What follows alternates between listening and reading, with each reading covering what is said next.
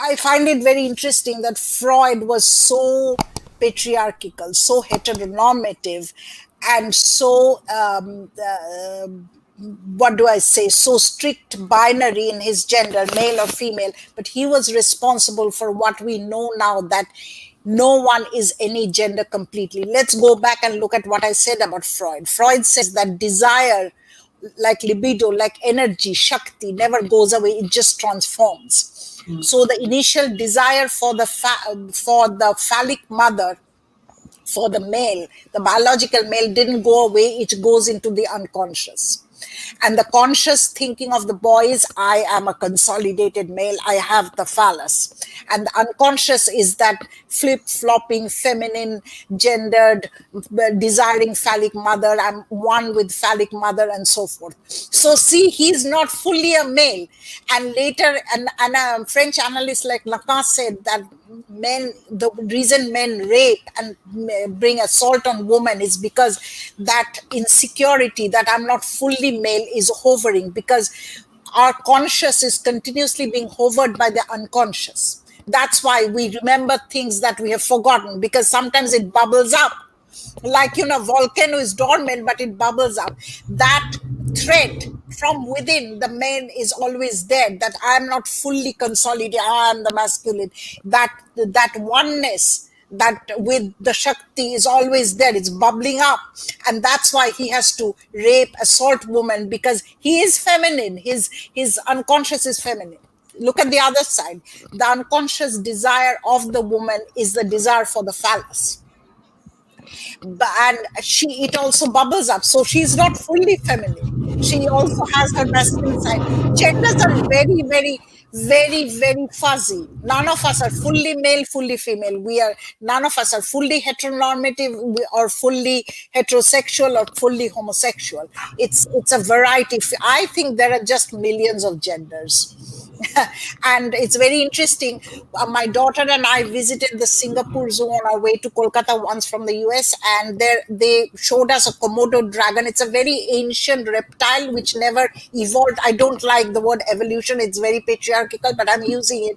These Komodo dragons only are females. At one point in spring, one of them, they change a little, and he puts the sperm in, and her egg is fertilized, and then they do it together.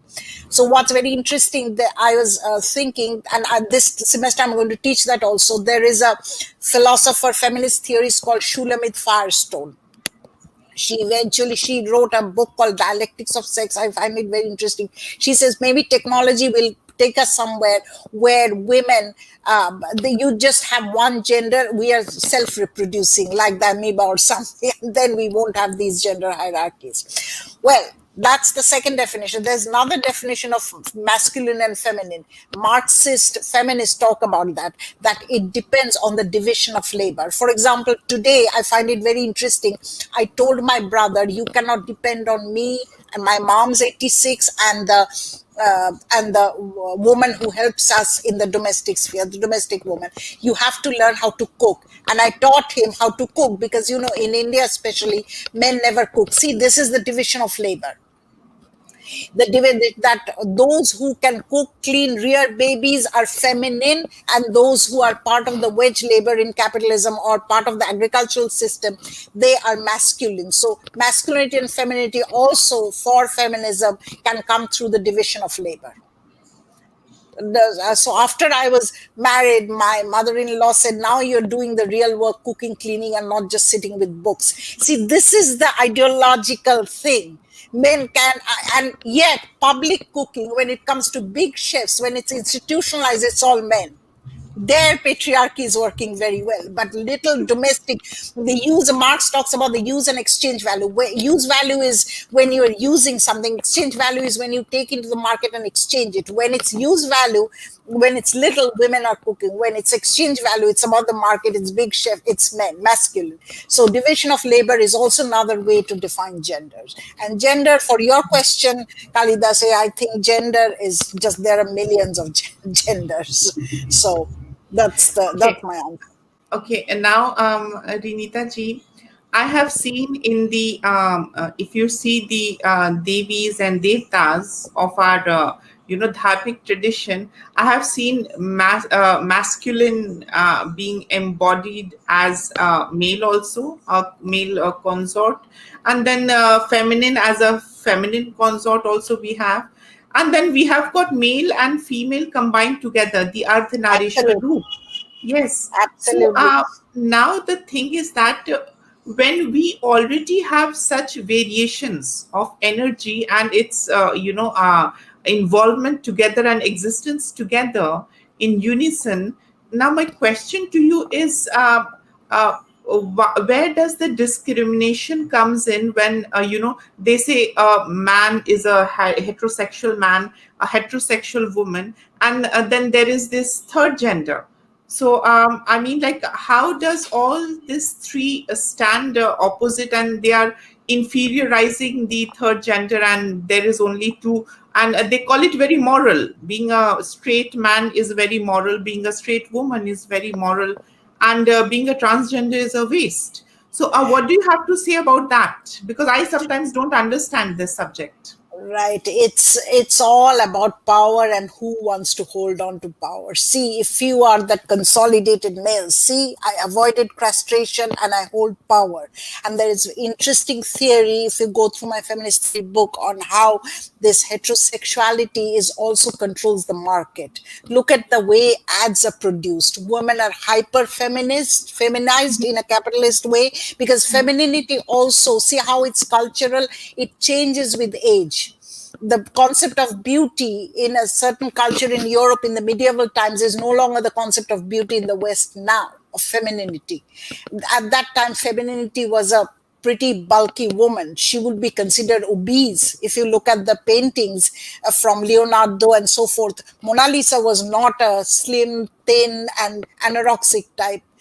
Because femininity at that time in the bourgeoisie class, in the upper classes, she was considered a little plump and well fed, which means that her husband has the means to feed her and she can produce more children. Femininity now within capitalist and market system, it's anorexic woman, because we don't need so many overpopulation. Women, Shakti holds the control of women. So think about the society tomorrow. If women say we'll stop reproducing, what is going to happen to the earth? Because human labor that is sustaining the earth, our economy and everything. So the earth will be without human.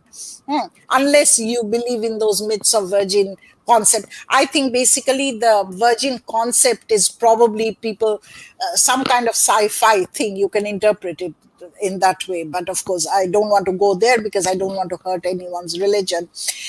So if you think like that, then actually femininity and masculinity, it's just about who has constructed femininity and masculinity. If it is culturally varied, if it's varied in time, then it must be socially constructed, which means some people hold the power to construct it and others are just accepting it, swallowing it, gulping it. These are the people who would oppose a third gender, who would oppose multiple genders, who would oppose fluidity, who would oppose femininity, and so forth. Because it's all about power. I don't want to give my power, because I have said that this is masculinity, this is femininity, and these are out. Because then I can hold on to power, I can hold on to my economic system, I can hold on to my ideological system. And it's about power. And they are hypocrites, because especially in Indian culture, you have so many variations. Even Shikandi, look at Shikandi, she transformed her gender into the Mahabharata. They don't want to talk about it. Why? Because then their power, their hypocritical power is going to go away, because they have already established you're going to do the housework and I'm going to earn. So if I mess up, you can say I can be alcoholic, I can go, because that is masculinity, because he has constructed it. And he holds power. He doesn't want to give up power. He doesn't want to look into the pluralism and the spirituality that's ingrained in a culture. That's already there. We have a 5,000-year-old culture. We have gone through all of this. We have experimented all of this. But if you want to selectively use one part of it to hold on to power, who are actually doing this binary and masculinity, femininity, then That's what it is. You're selectively, like, people selectively read history about invasions and so forth. It's the same thing.